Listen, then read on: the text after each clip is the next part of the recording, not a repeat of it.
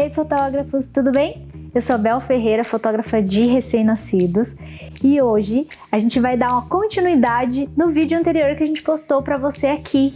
A gente falou de newborn na casa do cliente, mostramos como era, e agora a gente vai falar sobre como foi. Então vem comigo, fica até o final que eu vou te contar tudo.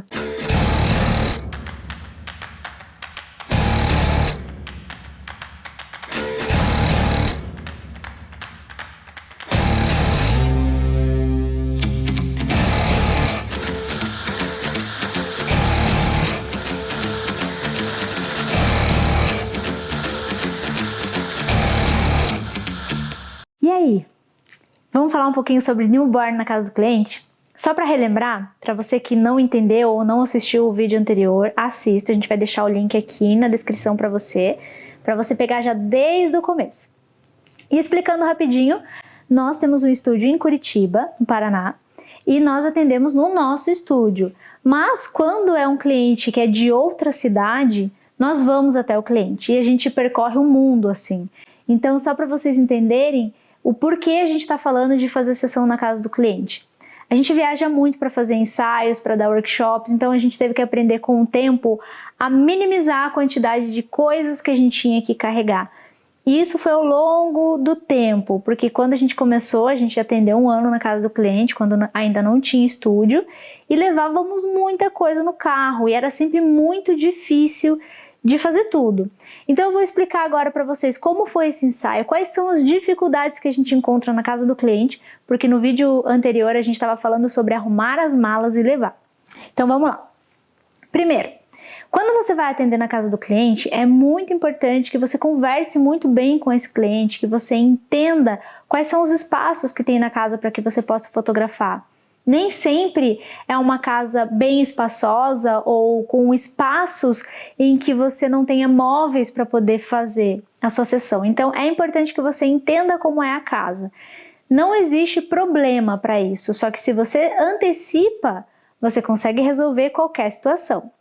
Vamos lá. Por exemplo, vamos supor que eu sempre faço da seguinte forma. Peço para o meu cliente enviar para mim foto dos 4 cantos da sala ou um vídeo de celular mesmo e de algum outro ambiente que ele considere que seria possível fazer esse ensaio. Então, quando ele faz a foto ou o vídeo da sala, eu já consigo entender, olha, aquele espaço ali daria, mas eu tenho uma mesa de centro, eu teria que afastar um pouquinho o sofá, então eu já começo a prever como eu tenho que realizar o ensaio se for ali. E já aviso o cliente que eu vou precisar tirar algumas coisas do lugar. Talvez ele mesmo, o pai do bebê, já deixe esse ambiente arrumado, e se eles têm diarista, alguma coisa, eu já peço para dar uma limpada um dia antes, porque dependendo da situação, se você precisar arrastar alguma coisa do lugar, pode levantar um pouquinho de pó, alguma coisa, e a gente não quer que isso aconteça durante o ensaio. Então, todos esses cuidados a gente já vai tomando. Outra coisa, se tem ar-condicionado ou aquecedores no local. Tem ambientes em que não tem, ou que se tem não é suficiente. Aqui na região sul, por exemplo, é frio. Tirando esse verão aí, né? Normalmente é frio e a gente precisa aquecer o espaço. Um ar-condicionado, normalmente quando a gente coloca em algum espaço da casa, não é para você deixar sua casa em 30 graus ou 27 graus. É para que a temperatura fique mais equilibrada e você não sinta frio, que você possa estar com uma roupa mais leve.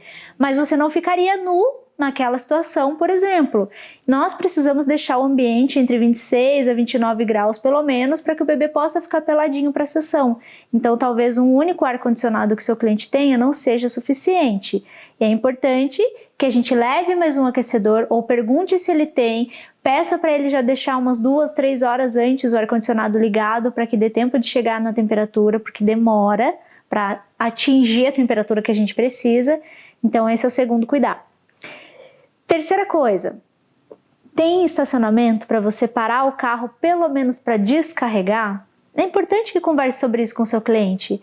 Eu já tive situações, isso quando a gente trabalhava na casa do cliente há 6 anos, em que eu tive que parar o carro do outro lado da rua, com chuva, Não estava uma chuva super forte, mas tinha chuva, estava uma garoa, e era uma avenida movimentada, e ficava no meio da quadra, então não era quase que inviável eu ir com as minhas coisas até a esquina para atravessar na faixa. Então foi muito ruim, foi uma situação muito desagradável. Isso porque não tinha vaga, não tinha nada, e eu também não me comuniquei direito, porque o meu cliente poderia tirar um pouquinho o carro ou falar com o porteiro, me emprestar uma vaga por 15 minutos para descarregar e depois eu levava o carro para fora. Então, se o seu cliente não tem uma vaga para você estacionar, não tem problema, mas pede para que você possa pelo menos entrar na garagem para descarregar o carro.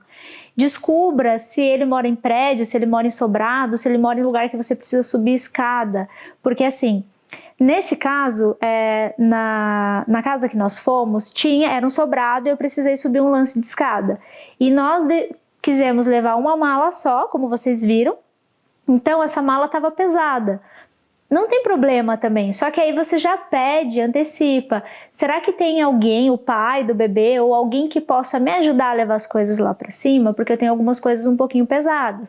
Não tem problema, vai da nossa comunicação com esse cliente. Outro ponto muito importante é a iluminação. Lembra que eu falei que eu peço foto dos 4 cantos da sala ou de um outro ambiente ou então um vídeo? Nesse vídeo eu já vejo como é a luz. Hoje em dia não me preocupa porque eu levo flash, mas antigamente há 6 anos, quando a gente atendia na casa do cliente somente, era muito importante para mim porque eu usava luz natural, eu usava softbox, então eu precisava saber como é que estava a luz naquele ambiente. Hoje, como eu disse, como eu levo flash, não me importa como é que está essa iluminação. Outro ponto muito importante é a iluminação. No começo, a gente trabalhava com a luz natural. Então era muito importante que eu percebesse onde estavam as janelas ou as portas nesse ambiente que eu ia fotografar. Por isso a foto que o cliente me mandava era muito importante também. Não só para eu me ater ao espaço, mas a questão da iluminação. Então eu sempre observava onde tinha uma janela perto, se eu ia precisar levar o meu softbox, que eu carregava na época. Então tudo isso era bem importante para que eu conseguisse definir essa questão da luz. E eu também sempre ficava atenta ao clima naquele dia, como é que ia estar, se ia estar chovendo. Aqui em Curitiba faz dias pretos, né? Não é nem nublado, tem dias que fica uma escuridão, um breu 2 horas da tarde. Então a gente sempre se preocupava com isso também. Nesse caso, em que a gente foi fotografar na casa do cliente, teve uma situação também. Pneu furado. Então a gente descarregou todas as coisas, fez a sessão. Quando a gente voltou pro carro, o pai do bebê olhou pro pneu e falou assim: acho que o pneu de vocês furou. Tava totalmente quase encostado no chão, assim, murcho. Ele teve que emprestar de alguém uma bomba para encher o pneu pra gente conseguir chegar num posto, numa borracharia para trocar o pneu, para arrumar, para fazer alguma coisa, porque tava muito ruim. Então isso faz parte do saldo que a gente tem que colocar dentro de uma situação de casa do cliente, né? Hoje, como nós atendemos aqui em Curitiba, toda vez que a gente vai para fora, para outra cidade para fotografar, a gente inclui no nosso valor o custo de deslocamento. Nessa nossa viagem também a gente pegou uma super chuva, muita chuva mesmo, inclusive na volta, na Serra do Mar, a gente pegou neblina que não dava para ver nada. Então, como a gente já sabe que o clima na serra, quando tem chuva, tanto em Curitiba quanto no litoral, ele fica assim com neblina, a gente já preferiu fazer esse ensaio de manhã para poder voltar logo depois do almoço e não à noite, porque seria muito pior na serra a estrada à noite com neblina, né? E já teve casos em que a Dani foi fotografar fora também e que quebrou o para-brisa, voou uma pedra e quebrou, trincou, teve que trocar. Então, são várias coisas que podem acontecer quando a gente pega a estrada para fotografar, tá? É o que a gente fala de o saldo de toda essa história. Agora, voltando ao ensaio. A casa, a mãe separou para nós um espaço não muito grande, mas perfeito para a gente fotografar o bebê. Então, ela já tinha deixado ele vazio para nós. Ele era compridinho e tinha uma janela atrás. Nós posicionamos o puff numa das laterais da parede, que não era janela. O flash ficou praticamente ao lado da janela.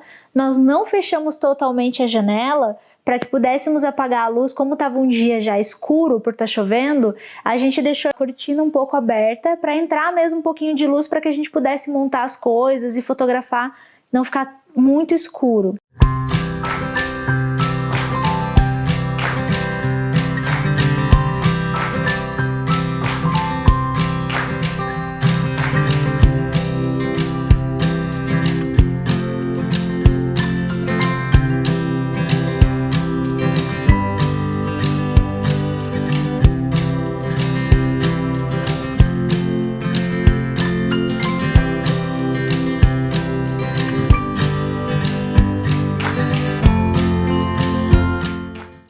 Pelo fato de ter utilizado flash, a iluminação da janela não importava para nós, então, e se importasse a gente ia estar bem ferrada, porque estava muito escuro, teríamos que elevar muito o ISO, e com essa condição, tendo flash, eu consegui utilizar o ISO 100, que é maravilhoso, né? Tinha uma irmãzinha na casa, então ela queria ser fotografada junto com a bebezinha também. Agora a questão de fundos, eu levei 2 fundos, um fundo de textura, que eu coloquei no chão. Isso é fácil, em qualquer lugar a gente consegue colocar o fundo no chão, prender com fita crepe, normal. Agora, a questão do fundo para colocar na parede, quando a gente quer fotografar com os pais ou irmãos e quer deixar um fundo. Qual que é o problema que a gente tem? A gente tem que verificar a parede, se a parede tem muita textura, se não tem, porque às vezes a fita não gruda na parede. Se tiver com muita umidade, ela também não vai fixar, ela vai ficar um pouquinho e vai começar a cair. Então, eu faço 2 coisas, 3 na verdade. Se eu percebo que não dá para colocar o fundo, eu esqueço o fundo, que ele não vai parar. Aí eu vou pensar no quê? Outras 2 possibilidades. Uma delas, tem alguma parede lisa na casa? Nesse caso tinha, e o tom da parede era exatamente o tom do fundo que eu levei. Era um tom meio bege, meio nude, que ficou perfeito para eu fazer as fotos. Se eu não tivesse isso, o que eu ia fazer? Lifestyle na hora de fazer com a família. Com o pai, com a mãe, com a bebê. Os pais não quiseram fotografar, então eu fiz só com a bebê. Com a bebê e com a irmã, na verdade. Então assim, ó, se eu não tivesse esse fundo, e se eu não conseguisse colocar um fundo para ter uma foto legal, eu ia procurar outro espaço, talvez a cama, talvez próximo do berço, o quartinho do bebê, algum lugar que eu pudesse colocar a irmãzinha e a bebezinha no colo dela para fotografar. Então a gente tem que aprender a explorar e sair um pouquinho dessa coisa de limitação, né, de quando a gente está na casa do cliente. Porque isso faz com que a gente fique muito fechado, prende a nossa criatividade. Então pensem dessa forma. Eu particularmente prefiro fazer estilo estúdio, que é o meu estilo. Por isso quando eu vou na casa do cliente, eu levo tudo, é como se eu estivesse levando o meu estúdio na casa dele. E quando eu não consigo fazer, tudo bem, eu vou para um outro lado, vou para o lado lifestyle se for necessário. Outra coisa, lá no vídeo anterior a gente mostrou preparando a mala, tudo, e teve muita gente que perguntou, mas quantas coisas você leva? Por que você leva? Por que você levou só uma mala? Eu vou explicar. Nós temos hoje 4 pacotes. Pacote com 10 fotos, com 15, com 20 e com 25. Cada um desses pacotes tem um número de produções. O de 10 fotos são 2 produções, uma no Puff, uma no Pro. Nesse pacote de 10 fotos não está incluso foto com os pais nem com irmãos, é só do bebê. O pacote de 15 fotos também são só 2 produções, uma de Puff, uma de Prop, e aí está permitido fotografar com pais e ou irmão. O pacote de 20 fotos são 3 produções. Normalmente eu faço uma de Puff e 2 de chão, nos props. E aí também está autorizado os pais e irmãos. E o pacote de 25 fotos eu faço 4 produções.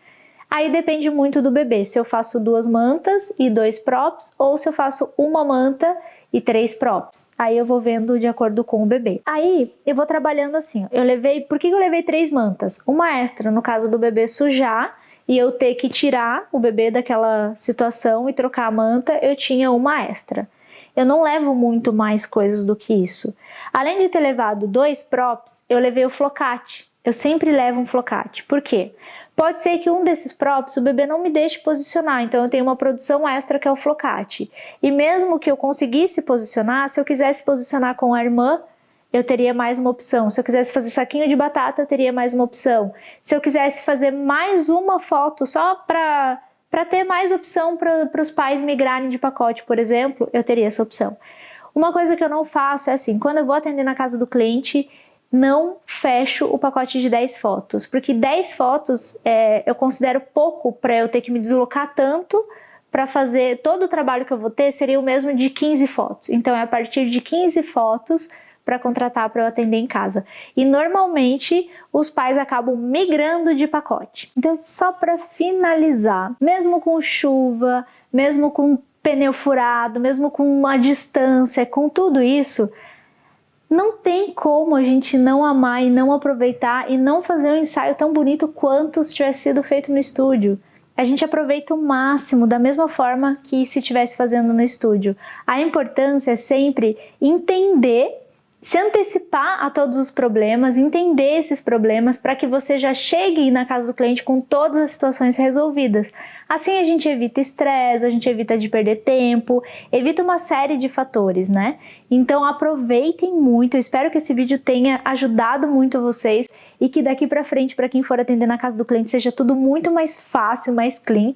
Até gostaria de pedir para vocês, para fazer o comentário, conta pra gente como que foi depois de assistir todas essas nossas dicas. Fazer um convite também para vocês, aproveitem para curtir esse vídeo, dar um like, compartilha, se inscreva no nosso canal. E fique por dentro de todos os vídeos e todas as dicas que vão vir daqui pra frente, porque tem muita coisa boa. E mais a última coisa, se tem alguma dúvida ou alguma coisa, deixa nos comentários, que a gente também tem o quadro Bel Responde. Sempre que possível a gente vai respondendo as dúvidas de vocês aqui no nosso canal, tá bom? Obrigada mais uma vez pela confiança e por estarem aqui com a gente e a gente se vê no próximo vídeo. Até lá!